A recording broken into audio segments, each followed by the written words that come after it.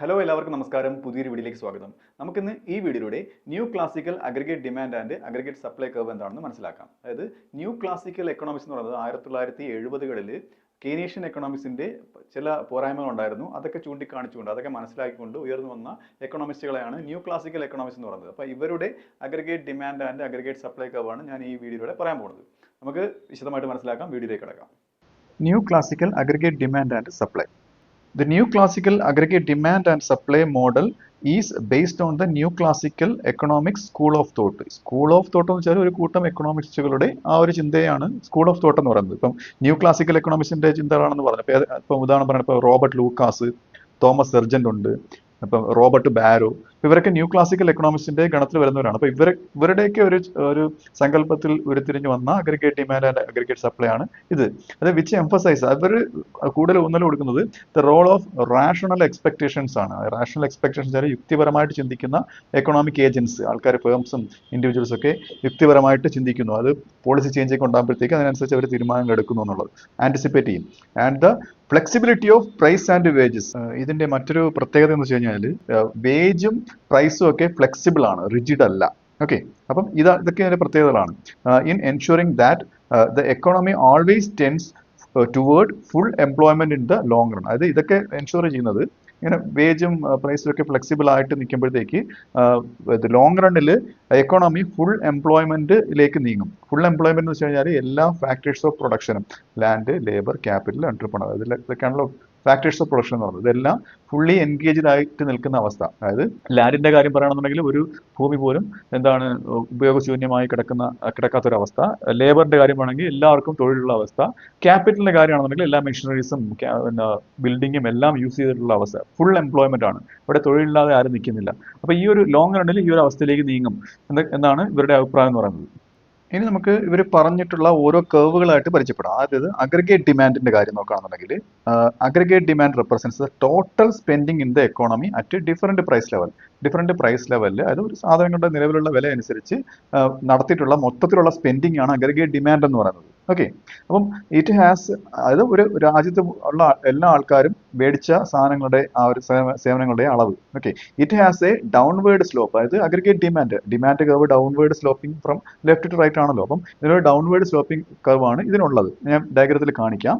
Due to the real balance effect, interest rate effect and net export effect, ഈ 3 effect ഉള്ളത് കൊണ്ടാണ് aggregate demand curve downward sloping from left to right ആയിട്ട് നിൽക്കുന്നത്. Okay, ഓരോ effect എന്താണെന്ന് നമുക്ക് നോക്കാം. റിയൽ ബാലൻസ് എഫക്ട് എന്ന് പറയുന്നത് ഇതിനെ പിഗു എഫക്ട് എന്നൊരു പേരിലും അറിയപ്പെടുന്നുണ്ട് കേട്ടോ. അതായത് നമ്മുടെ പ്രൈസ് ലെവലില്ലേ, അതായത് സാധനങ്ങളുടെയൊക്കെ വില കുറയുമ്പോഴത്തേക്ക് ആൾക്കാരുടെ കയ്യിലുള്ള പണത്തിന്റെ റിയൽ വാല്യൂ ഓഫ് മണി കൂടും. അതായത് അവരുടെ കയ്യിലുള്ള പണം ഇത്രേ ഉള്ളൂ, പക്ഷെ അവർക്ക് വില കുറവ് ആയതുകൊണ്ട് അവർക്ക് കൂടുതൽ സാധനങ്ങൾ മേടിക്കാൻ പറ്റും. മനസ്സിലായില്ലേ? അപ്പം ഇങ്ങനെ വരുമ്പോഴത്തേക്ക് ഒരു ഹയർ കൺസ്യൂമർ സ്പെൻഡിങ് അവിടെ ഉണ്ടാവുകയാണ്. ഒരുപാട് സാധനങ്ങൾ, സേവനങ്ങളും ആൾക്കാർ മേടിക്കാൻ ശ്രമിക്കും. അവരുടെ കയ്യിൽ അവർ പർച്ചേസിംഗ് പവർ കൂടിയതുണ്ട്. ഓക്കെ, അപ്പം ഇത് അഗ്രിഗേറ്റ് ഡിമാൻഡ് കൂടുന്നതിന് കാരണമാകും. ഇതിനെയാണ് റിയൽ ബാലൻസ് എഫക്ട് എന്ന് പറയുന്നത്. അടുത്തത് ഇൻട്രസ്റ്റ് റേറ്റ് എഫക്ട് ആണ്. ഇൻട്രസ്റ്റ് റേറ്റ് എഫക്റ്റിനെ കെയ്ൻസ് എഫക്ട് എന്ന പേരിലും അറിയപ്പെടുന്നുണ്ട് കേട്ടോ.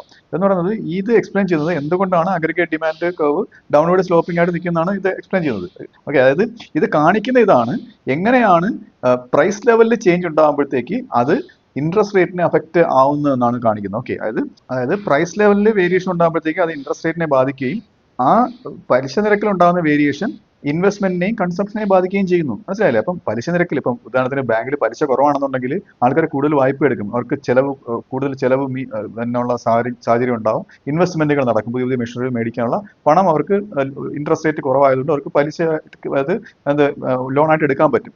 ഇൻട്രസ്റ്റ് റേറ്റ് കൂടുതലാണെന്നുണ്ടെങ്കിൽ പറ്റത്തില്ല. ഓക്കെ, അതാണ് ഈ ഒരു കണക്ഷൻ എന്ന് പറയുന്നത്. അപ്പൊ ഇതാണ് ഇൻട്രസ്റ്റ് റേറ്റ് എഫക്ട് എന്ന് പറയുന്നത്. അടുത്തത് നെറ്റ് എക്സ്പോർട്ട് എഫക്ട് ആണ്. ഇതെന്ന് പറയുന്നത് ഇതിനെ എക്സ്ചേഞ്ച് റേറ്റ് എഫക്ട് എന്ന് അറിയപ്പെടുന്നുണ്ട് കേട്ടോ. അതായത് നമ്മുടെ ഡൊമസ്റ്റിക് പ്രൈസ് ലെവൽ ഉണ്ടാകുന്ന വേരിയേഷൻ ഇല്ലേ, അത് കുറേയൊക്കെ ചെയ്യുമ്പോഴത്തേക്ക് അത് രാജ്യത്തിന്റെ എക്സ്പോർട്ടിനെയും ഇമ്പോർട്ടിനെയും എങ്ങനെ ബാധിക്കുന്നതാണ്. അപ്പൊ അതായത് ഇങ്ങനെ ഈ ഒരു എക്സ്പോർട്ടിനെയും ഇമ്പോർട്ടിനെയും ബാധിക്കുമ്പോഴത്തേക്ക് അത് ഏതിനെയും ഇൻഫ്ലുവൻസ് ചെയ്യാം, അഗ്രിഗേറ്റ് ഡിമാൻഡിനെയും ഇൻഫ്ലുവൻസ് ചെയ്യും. അതാണ് ഈ എഫക്ട് എന്ന് പറയുന്നത്, അതായത് നെറ്റ് എക്സ്പോർട്ട് എഫക്ട് എന്ന് പറയുന്നത്. അപ്പോൾ ഇങ്ങനെയുള്ള എഫക്റ്റുകളൊക്കെ ഉള്ളത് കൊണ്ടാണ്, ഇതൊക്കെ ഇൻവേഴ്സ്ലി പ്രൊപ്പോർഷൻ ആയിട്ടുള്ള എഫക്റ്റുകളാണ് കേട്ടോ. അപ്പൊ ഇങ്ങനെയുള്ള എഫക്റ്റുകൾ ഉള്ളത് കൊണ്ടാണ് ഡിമാൻഡ് കർവ് ഡൗൺവേർഡ് ആയിട്ട് സ്ലോപ്പ് ചെയ്യുന്നത്.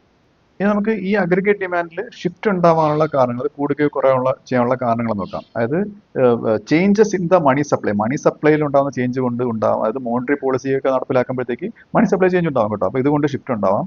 ഫിസിക്കൽ പോളിസിയിൽ ഉണ്ടാകുന്ന ചേഞ്ച് കൊണ്ട് ഷിഫ്റ്റ് ഉണ്ടാവാം. അതായത് though its effect are limited in new classical theory. New classical തിയറിയിൽ ഈ ഫിസിക്കൽ പോളിസിയുടെ എഫക്ട് വളരെ കുറവാണെന്നുണ്ടെങ്കിലും അതിൽ ഷിഫ്റ്റ് ഉണ്ടാവും കേട്ടോ. ഇത് അടുത്തെന്ന് പറയുന്നത് changes in expectations or global condition. അതായത് ആൾക്കാരുടെ എക്സ്പെക്ടേഷൻസ് ഫ്യൂച്ചറിൽ എന്താവും, പ്രൈസ് ലെവൽ അല്ലെങ്കിൽ എക്സ്ചേഞ്ച് റേറ്റ് ഒക്കെ എന്താവും എന്നുള്ള എക്സ്പെക്ടേഷൻ കൊണ്ടും ഗ്ലോബൽ കണ്ടീഷൻ കൊണ്ടും, അതായത് ആഗോളപരമായിട്ട് വിപണി എങ്ങനെയാണ് കണ്ടീഷനെ കൊണ്ടൊക്കെയാണ് ഈ അഗ്രിഗേറ്റ് ഡിമാൻഡ് ഷിഫ്റ്റ് ആവുന്നത്.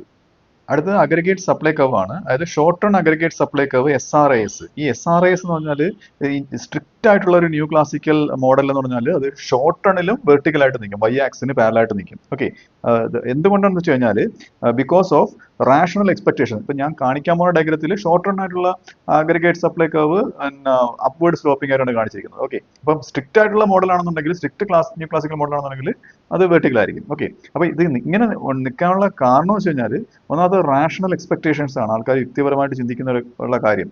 അത് അവർ ആന്റിസിപ്പേറ്റ് ചെയ്യും പോളിസി ചേഞ്ച് ഒക്കെ. People anticipate the effect of policy, so there is no systematic trade off between inflation and unemployment. അതായത് ഇൻഫ്ലേഷൻ കൂടുമ്പോഴത്തേക്ക് അൺഎംപ്ലോയ്മെന്റ് കുറയുന്നു, ഇൻഫ്ലേഷൻ കുറയുമ്പോൾ അൺഎംപ്ലോയ്മെന്റ് കൂടുന്നു. ഇങ്ങനെ ഒരു സിസ്റ്റമാറ്റിക് ആയിട്ടുള്ള ഒരു ട്രേഡ് ഓഫ് ഇല്ല. ഒന്ന് കൂടുമ്പോൾ ഒന്ന് കുറയുന്നുണ്ടോ അങ്ങനെ ഒരു ബന്ധമൊന്നും ഇതിലില്ല. അതുകൊണ്ടാണ് ഈ അപ്പം അതായത് അവർ അഡ്ജസ്റ്റ് ചെയ്യുമ്പോഴത്തേക്ക് ആ ഒരു ട്രേഡ് ഓഫ് ഒക്കെ പോകും. അതുകൊണ്ടാണ് ഇത് ഷോർട്ട് ടേണിൽ ഇത് വെർട്ടിക്കലായിട്ട് നിൽക്കുന്നത്. അടുത്ത റീസൺ എന്ന് പറയുന്നത് വേജ് ആൻഡ് പ്രൈസ് ഫ്ലെക്സിബിലിറ്റി ആണ്. അതായത് prices and wages adjust quickly to changes. അതായത് ഇത് റിജിഡ് ആയിട്ട് നിൽക്കുന്ന ഒന്നല്ല വേജും പ്രൈസും ഒക്കെ ഒന്നും. ഓക്കെ, അത് പെട്ടെന്ന് മാറ്റങ്ങൾക്കനുസരിച്ച് ഇതും മാറും. Eliminating output gaps. അപ്പോഴത്തേക്ക് ഔട്ട്പുട്ട് ഗ്യാപ്പ് ഒക്കെ കുറയുകയാണ് ചെയ്യുന്നത്. ഓക്കെ, ആവശ്യമുള്ള ഔട്ട്പുട്ടുകൾ പ്രൊഡ്യൂസ് ചെയ്യുന്നതാണ്. അപ്പോൾ ഇത് മറ്റൊരു കാരണമാണ് ഇങ്ങനെ വെർട്ടിക്കലായിട്ട് നിൽക്കുന്നതിനുള്ള. Okay, therefore any increase in aggregate demand, അതായത് അഗ്രിഗേറ്റ് ഡിമാൻഡ് കൂടിക്കഴിഞ്ഞാൽ leads to higher prices but no change in the real output. അതായത് ഇങ്ങനെ നിന്ന് കഴിഞ്ഞാൽ സപ്ലൈ ഇങ്ങനെ വെർട്ടിക്കലായിട്ട് നിന്ന് കഴിഞ്ഞാൽ എന്താണ്, പിന്നീട് അഗ്രിഗേറ്റ് ഡിമാൻഡ് കൂടുമ്പോഴത്തേക്ക് പ്രൈസ് കൂടത്തേ ഉള്ളൂ. ഓക്കെ, പിന്നെ ഔട്ട്പുട്ട് പിന്നെ കൂടുന്നില്ല. അത് ഡയഗ്രാം കാണിക്കുമ്പോൾ നിങ്ങൾക്ക് മനസ്സിലാവും. അടുത്തത് ലോങ് റൺ അഗ്രിഗേറ്റ് സപ്ലൈ ആണ്. അതായത് LRAS എന്ന് പറയും. ഇത് vertical at the natural level of output. അതായത് ഇത് വെർട്ടിക്കലായിട്ട് നിൽക്കുന്ന ഒന്നാണ്. അതായത് സ്ട്രിക്റ്റ് ആയിട്ടുള്ള ന്യൂ ക്ലാസിക്കൽ മോഡലല്ല, സാധാരണ ന്യൂ ക്ലാസിക്കൽ മോഡലിലും ഇത് വെർട്ടിക്കലായിട്ടാണ് നിൽക്കുന്നത്. ഓക്കെ, അതിന് Y* എന്നാണ് അതിനെ ആ ഒരു ഔട്ട്പുട്ടിനെ സൂചിപ്പിക്കുന്നത്.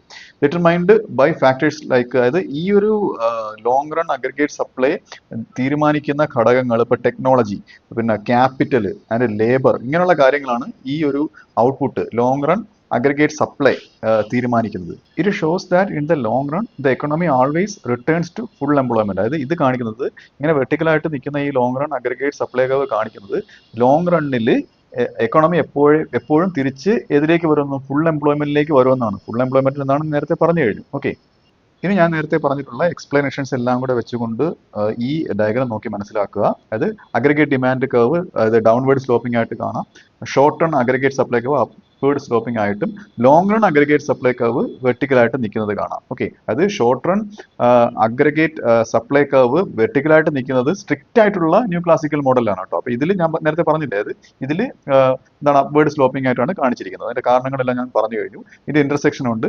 അത് തിരിച്ച് ഇത് കാണിക്കുന്നത് എന്താണ്, ഔട്ട്പുട്ട് എക്കോണമി എപ്പോഴും തിരിച്ച് ഫുൾ എംപ്ലോയ്മെന്റിലേക്ക് തിരിച്ചു വരുന്നു എന്നുള്ള ഒരു സൂചനയാണ് ഈ long run aggregate supply curve ഇങ്ങനെ വെർട്ടിക്കലായിട്ട് നിൽക്കുന്നത് ആയിട്ട് കാണിക്കുന്നത്. അതായത് ഫുൾ എംപ്ലോയ്മെന്റിൽ ഓപ്പറേറ്റ് ചെയ്യുമ്പോഴത്തേക്ക് എക്കണോമിയുടെ മാക്സിമം ഔട്ട്പുട്ട് പ്രൊഡ്യൂസ് ചെയ്ത് കഴിഞ്ഞു, എല്ലാ ഫാക്ടേഴ്സ് ഓഫ് പ്രൊഡക്ഷൻ എൻഗേജ്ഡ് ആയി കഴിഞ്ഞു. ഓക്കെ, ഇനി കൂടുതൽ പ്രൊഡക്ഷൻ നടത്താനുള്ള സാധ്യത അവിടെ ഇല്ല. അപ്പൊ വീണ്ടും ഡിമാൻഡ് കൂടിക്കഴിഞ്ഞാൽ അപ്പൊ അഗ്രിഗേറ്റ് ഡിമാൻഡ് റൈറ്റിലേക്ക് ഷിഫ്റ്റ് ചെയ്യുന്ന കാര്യം ആലോചിച്ച് നോക്കുക. അപ്പോഴത്തേക്ക് ലെഫ്റ്റ് സൈഡിലെ പ്രൈസ് ലെവലിന്റെ ആ ഒരു ഇന്റർസെക്ഷൻ വരുമ്പോഴത്തേക്ക് പ്രൈസ് ലെവൽ കൂടി പോകത്തേ ഉള്ളൂ അല്ലെ. അപ്പോൾ ഇതാണ് ഈ ഡയഗ്രാം സൂചിപ്പിക്കുന്നത്. നമുക്ക് ഇതിന്റെ കീ അസംഷൻസ് നോക്കാം കേട്ടോ. Key assumptions of new classical model. അത് ആദ്യത്തേത് റാഷണൽ എക്സ്പെക്ടേഷൻസ്. ഞാൻ പറഞ്ഞു കഴിഞ്ഞു, people use all available information efficiently. എല്ലാ ഇൻഫർമേഷനും ആൾക്കാർ എഫിഷ്യൻ്റ് ആയിട്ട് യൂസ് ചെയ്യും അവരുടെ ബിഹേവിയർ ചേഞ്ച് ചെയ്യുന്നതിന് വേണ്ടിയിട്ട്. ഓക്കെ, അത് മാർക്കറ്റ് ക്ലിയറിംഗ് ആണ്. അപ്പം പ്രൈസും വേജസും ഫ്ലെക്സിബിൾ ആണെന്ന് പറഞ്ഞല്ലോ. അപ്പോഴത്തേക്ക് അത് ഫ്ലെക്സിബിൾ ആയതുകൊണ്ട് പെട്ടെന്ന് മാർക്കറ്റ് ഡിമാൻഡ് സപ്ലൈ അതൊരു പ്രൈസ് മെക്കാനിസം വന്നുകൊണ്ട് മാർക്കറ്റ് ക്ലിയർ ആവും. എക്സസ് ഡിമാൻഡ് എക്സസ് സപ്ലൈ ഇല്ലാത്തൊരു കണ്ടീഷൻ വരും. ഓക്കെ, അടുത്തത് no role for discretionary fiscal or monetary policy. ഈ രണ്ട് പോളിസികൾക്ക് പ്രാധാന്യമില്ല. കാര്യം എന്താണ്, റാഷണൽ എക്സ്പെക്ടേഷൻ ഉള്ളതുകൊണ്ട് അവർ അതിനനുസരിച്ച് ആന്റിസിപ്പേറ്റ് ചെയ്ത് അവരുടെ ബിഹേവിയർ ചേഞ്ച് വരുത്തുന്നത് കൊണ്ട്. Policies are not often ineffective because people adjust their expectations. അപ്പോൾ ഈ വീഡിയോ നിങ്ങൾക്ക് മനസ്സിലായെന്ന് വിശ്വസിക്കുന്നു. അടുത്ത വീഡിയോയുടെ മറ്റൊരു വിഷയമായി വീണ്ടും കാണാം.